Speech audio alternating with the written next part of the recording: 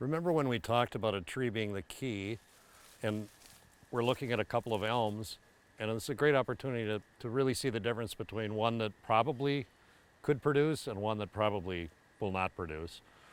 The one here, you can see it's quite old. It's whitewashed.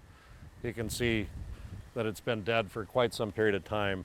But the one right next to it still has most of its bark. It's sloughing off a little bit on the other side, but all the way up the tree, that tree is probably, been dying for only a year or two. And that's an ideal elm to be looking for. We can look up top and see there's no leaves, there's no growth taking place, so we know it's dead or severely compromised. But the bark is still attached, and that makes it a prime candidate. And sure enough, as I walked up, there's a Morel.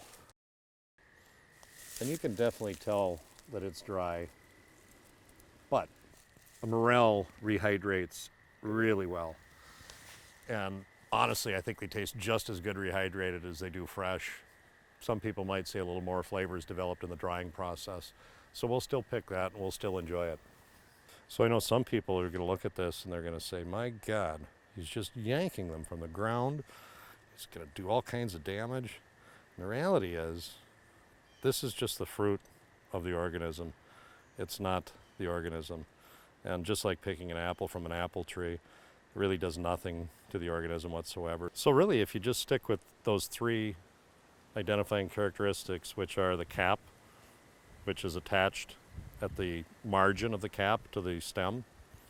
The very bottom of the cap attaches to the stem. Second, it has those pits, right?